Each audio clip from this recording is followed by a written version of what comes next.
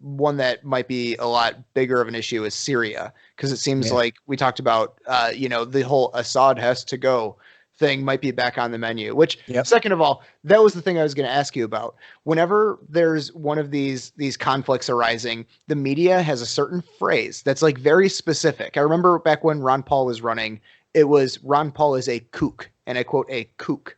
And I'm like, why does everybody use that same term? I've never heard anybody else refer to almost anybody as a kook, and everybody calls Ron Paul a kook. And when it came to Syria, it was Assad, quote, has to go. To go. It's very important to know that Bashar al-Assad sooner or later will have to go. We are still saying Assad has to go. We both agree that Assad needs to go.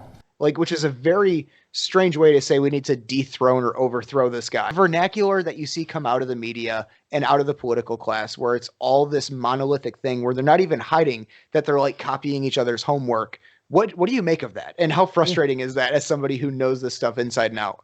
Yeah, it's crazy. I mean, and the thing is, what sucks about it is how effective it is that, I remember this when I was a kid. It was Randy Weaver was the guy who they attacked his family at Ruby Ridge, Idaho, at the end of the H.W. Bush years. Right. And they murdered his son on the first day. They murdered his wife on the second day, shot her in the head as she's holding her infant daughter in her arms. Sarah's mother, Vicky, took a fatal shot to the head as she held the family's 10-month-old baby in her arms. And then they rigged the whole thing up to make him the bad guy. And the way that they did it was they called him white separatist Randy Weaver. And then they didn't just call him white separatist Randy Weaver. They called him white separatist Randy Weaver about 160 million times. So that the guy's first name was White, and then his middle name was Separatist Randy, and then his last name was Weaver. And that was it. White separatist Randy Weaver. He is guilty. He is presumed guilty. He is a bad person, and you will not sympathize with him, even though they murdered his boy and his wife for no reason, and that's just how they do it. And it works, man. It works for Donald Trump too, right? Donald Trump started calling Marco Rubio Little Marco. What's up, Little Marco? Why don't you learn how to grow a whisker on your chin there, Little Marco? Little Marco, Little Marco.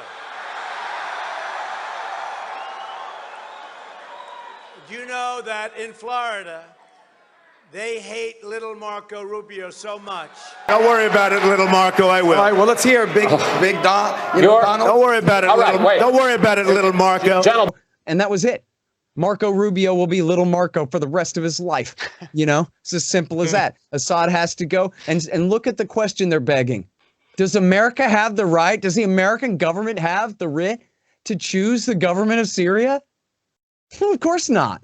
Of course not. Not by our Constitution and not by the UN Charter that the American, U.S. Senate ratified. We have no authority whatsoever to change the regime in Syria.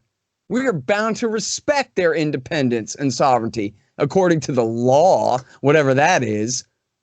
But then they just presume it. And it's, what it is? It's like arguing past the sale.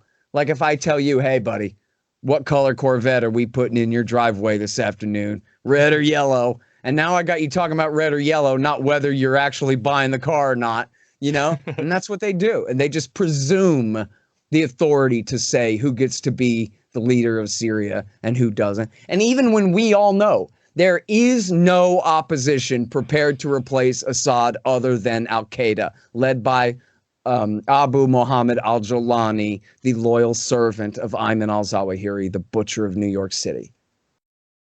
Wow. And they just go on anyway. Yeah, no, it is absolutely wild that these things can just persist, like these ideas, and people will just accept them and not say, hey, we're swallowing a bunch of bullshit right now. It's just, in fact, back to Assad. They like look at the worst part of the war in Syria in 2015, 14 and 15. They're saying about Assad, well, he's just a genocidal dictator. He's killing his own people. And that's why we're supporting these moderate rebels to try to resist him. Well, I mean, come on. Talk about the cart before the horse and that whole story. Does that make any sense at all? This guy who's the, hereditary autocrat dictator of this country, that one day he just woke up and decided to exterminate the civilian population of his country? And that then America and their allies decided to help some plucky moderate rebels to try to hold him off? Come on, he's bombing the rebels. That's who he's bombing. The guys that we're backing, the armed fighters that we're backing against him is who he's bombing. And they just pretend like, oh yeah, well, you know how Assad is. He just likes killing civilians. And that's the only reason we intervened in here at all. Well, that's just a damn lie. You know, that's just like calling night day. Doesn't make it true. But as you're saying, repeat it enough times and people will start to believe that. I remember on the, speaking of Dave Smith, he was on the SE Cup show on CNN. And she goes, ooh, this Bashar al-Assad and his henchmen and Vladimir Putin, and these are the worst people in the whole world. And Dave Smith says, I'm not so sure they're even the worst people in Syria. They're up against Abu Muhammad al-Jolani, who is the leader of al-Qaeda. And that is the leader of the opposition. So how can you still want to see this guy overthrown when you know the only people prepared to replace him are the guys that knocked the towers down just a few blocks from here?